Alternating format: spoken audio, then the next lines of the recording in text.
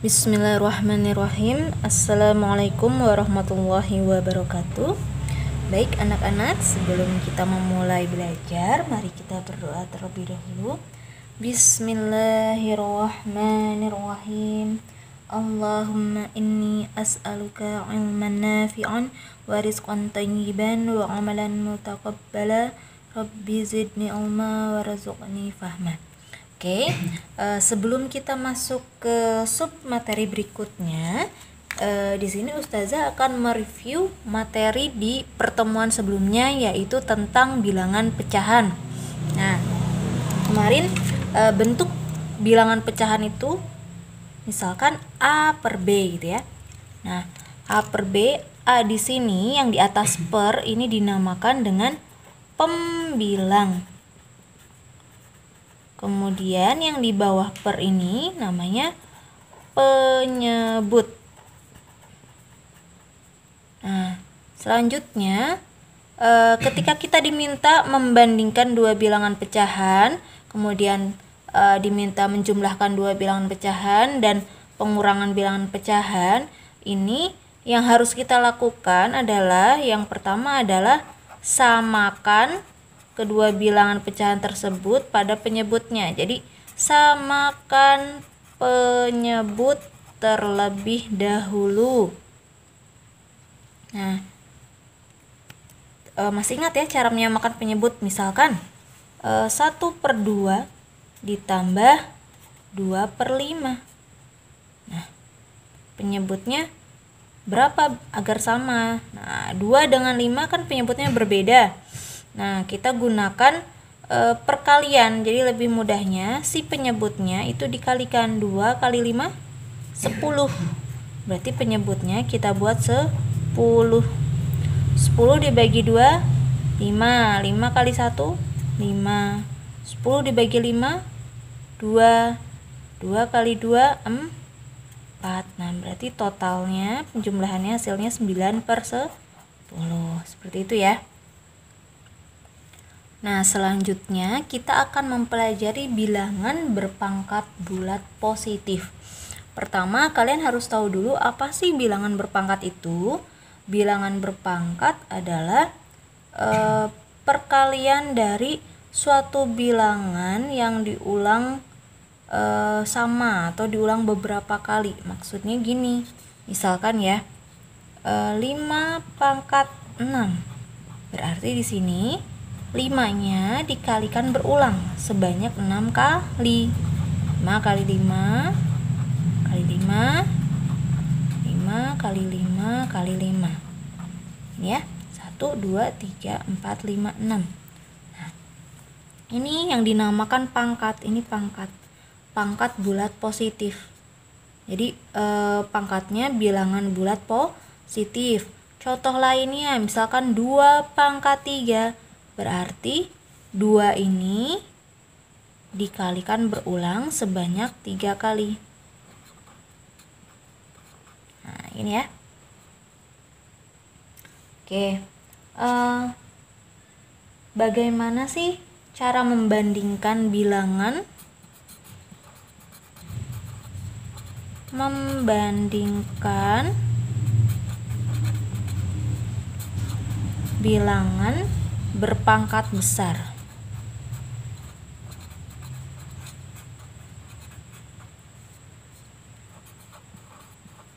Caranya gimana?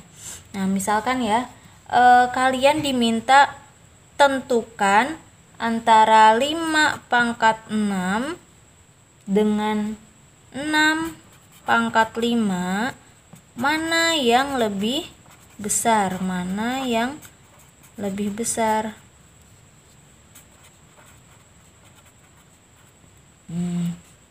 Caranya adalah kalian hitung terlebih dahulu masing-masing bilangan pangkat tersebut. 5 pangkat 6, 5 kali 5 kali 5 kali 5 kali 5 kali 5. Nah, 5 kali 5 25, 25 kali 5 125, 125 kali 5 625, 625 dikalikan 5 3125, kemudian dikalikan 5 Hasilnya adalah 15.625. Nah, kemudian 6 pangkat 5 kita kalikan juga. Nah, 6 dikalikan sebanyak 5 kali. Ini nanti hasilnya 7.776. Nah, dari sini kalian bisa simpulkan bahwa 5 pangkat 6 itu lebih besar dibandingkan 6 pangkat 5. Nah, selanjutnya bagaimana jika membandingkan bilangan berpangkat tapi pangkatnya sangat besar? Contohnya 100 pangkat 101 dengan 101 pangkat 100, manakah yang lebih besar? Nah, kita tidak mungkin mengalikannya satu-satu. Misalkan 100 pangkat 101 kita kalikan 100 kali 100 kali 100 sampai 100 kali, itu kan tidak mungkin ya, sangat tidak efektif. Nah, dari sini Ustazah akan memberikan cara yang sangat sederhana sehingga kita dapat menentukan mana yang lebih besar di antara dua bilangan berpangkat besar tersebut. Nah, di sini Ustazah contohkan misalkan 3 pangkat 4 dengan 4 pangkat 3. Mana yang lebih besar? Nah, ini ternyata yang lebih besar adalah 3 pangkat 4. Kemudian 4 pangkat 5 itu juga lebih besar dibandingkan 5 pangkat 4. Selanjutnya 5 pangkat 6 juga lebih besar dari 6 pangkat 5. Nah, dari sini kita bisa menyimpulkan bahwa semakin besar pangkatnya itu akan nilainya lebih besar. Nah, jadi antara 100 pangkat 101 dengan 101 pangkat 100 yang lebih besar adalah yang 100 pangkat 101. Berikutnya adalah tentang faktor bilangan. Nah, secara umum bentuk dari faktor bilangan itu adalah A kali N sama dengan B. Nah, ini cara bacanya adalah, A merupakan faktor dari B. A merupakan faktor dari B karena ada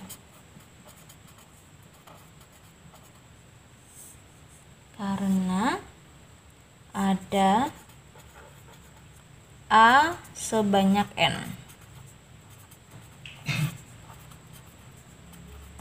Ini ya, sebagai contoh faktor bilangan. Misalkan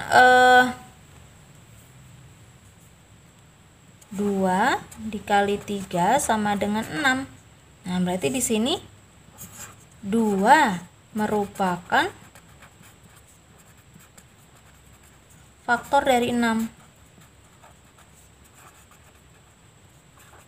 Karena ada 2 sebanyak 3 gitu ya, sebanyak 3 kali. Tuh. Kalau dibalik bisa 3 kali 2 sama dengan 6, berarti 3 merupakan faktor dari 6 karena ada 3 sebanyak 2 kali. Contoh lainnya misalkan 4 kali 3 sama dengan 12. Nah, berarti 4 merupakan faktor dari 12 karena ada 4 sebanyak 3 kali. Seperti itu ya. Pemfaktoran bilangan tersebut itu dapat kita gunakan untuk mengubah suatu bilangan menjadi bilangan berpangkat. Sebagai contoh nih, misalkan bilangan 162 mau kita jadikan bilangan berpangkat. Nah, ini 162 kita bagi 2. Menjadi berapa? Menjadi 81. 81 kita bagi 2 kan tidak bisa. Nah, kita bagi 3. 81 bagi 3 itu kan 27. 27 kita bagi lagi, bagi 3. 27 bagi 3 9. 9 dibagi 3 hasilnya 3. 3 bagi 3 hasilnya 1. Nah, berarti dari sini kita bisa melihat ada ini faktor-faktornya ya.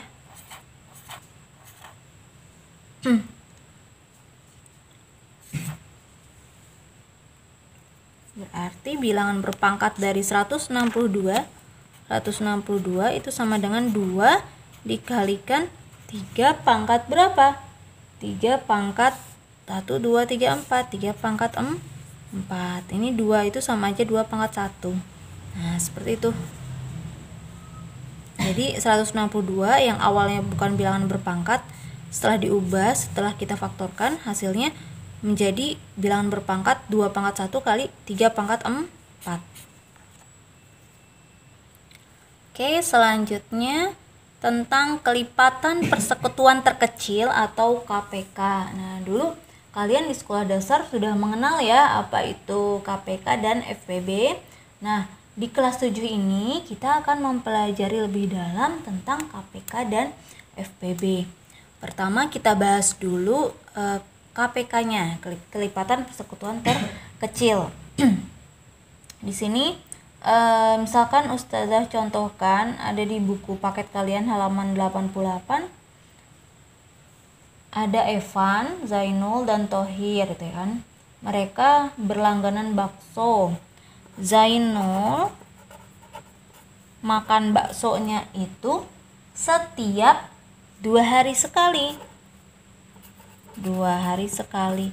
Kemudian kalau Evan 3 hari sekali.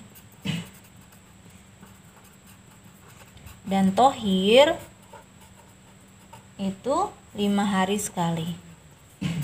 Nah, pertanyaannya adalah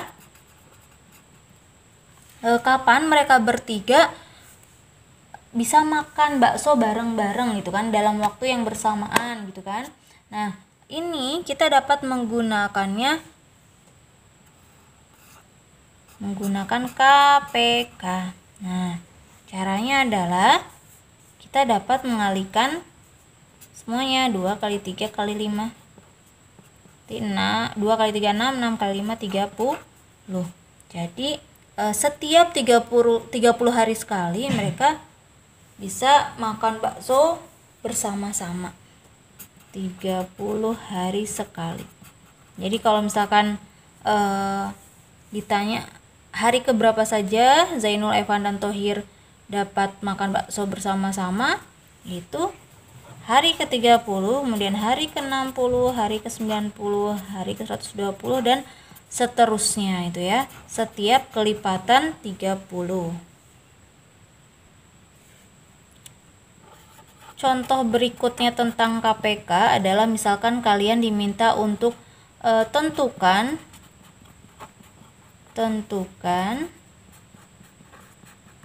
kelipatan persekutuan terkecil.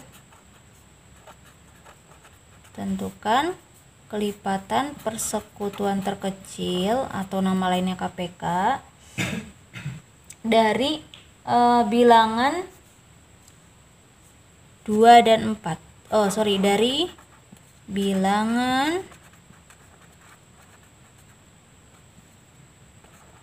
2 dan misalnya 2 dan 6 misal gitu ya.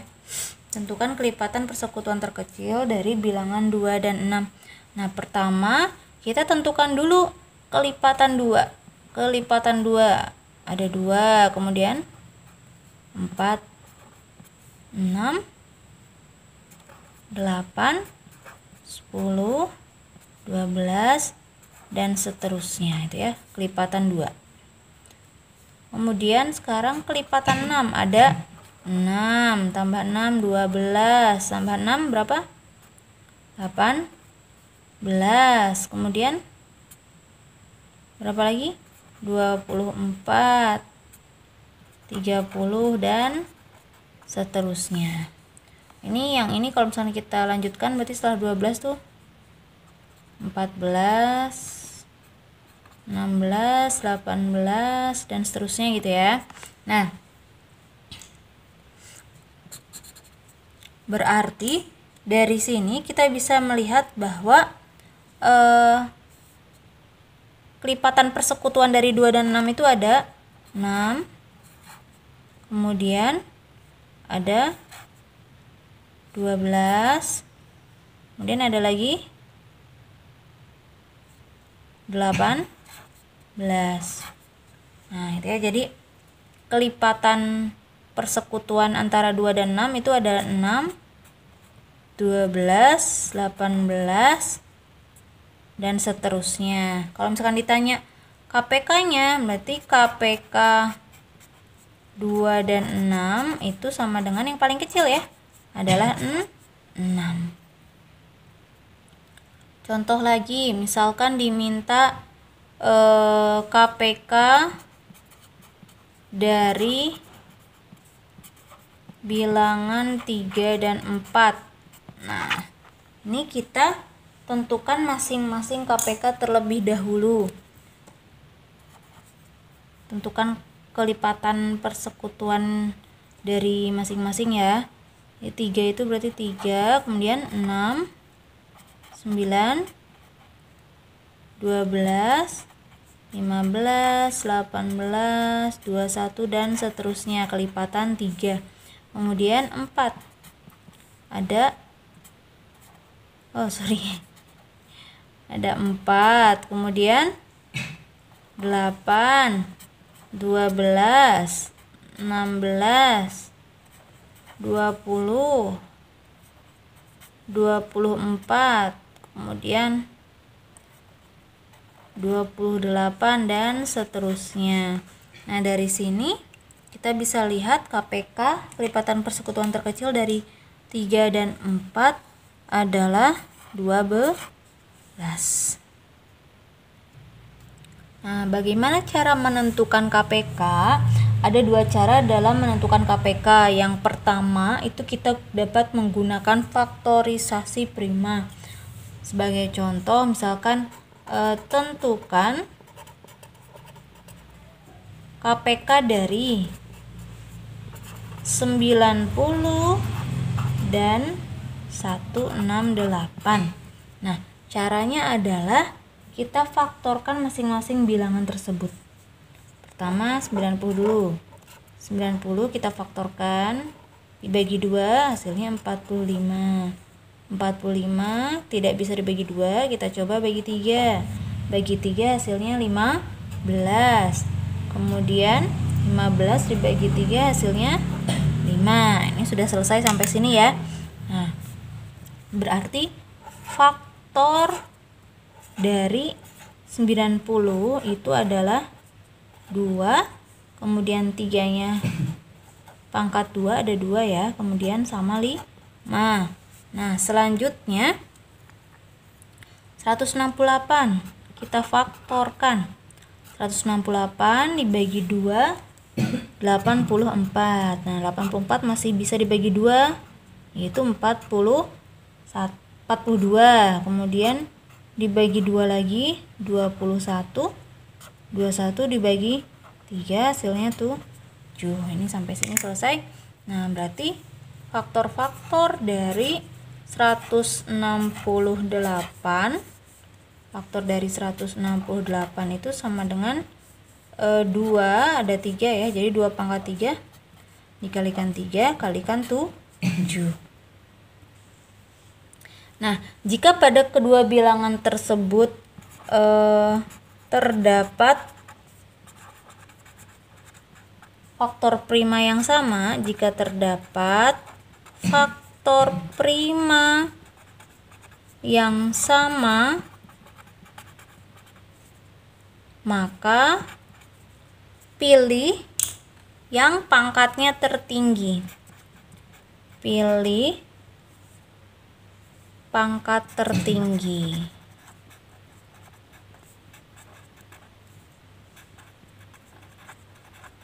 Nah, kita cek ada nggak faktor prima yang sama antara 90 dengan 168. Nah, ternyata ada yang sama ya, yaitu 2. Ini ya, ada 2. Ini juga ada 3, sama ya. Nah, berarti pilih yang pangkatnya tertinggi. 2 ini 2 pangkat 1 dengan 2 pangkat 3, berarti yang terpilih adalah 2 pangkat 3. Kemudian 3 pangkat 2 dengan 3 pangkat 1, berarti yang terpilih adalah 3 pangkat 2. Nah, 5 kan tidak ada yang sama di sini, berarti kita kalikan 7 juga. Nah, jadi inilah KPK dari 90 dan 168. Ini kalau kita kalikan 2 pangkat 3 itu 8, 3 pangkat 2, 3 kuadrat 9, kali 5 kali 7, ini adalah 2520. Jadi kelipatan persekutuan terkecil antara 90 dan 168 adalah 2520. Nah, cara yang kedua dalam menentukan KPK yaitu dengan pembagian bersusun. Sebagai contoh, tentukan KPK dari 9, 15, dan 42. Nah, caranya adalah seperti ini. Ini 9, 15, 42.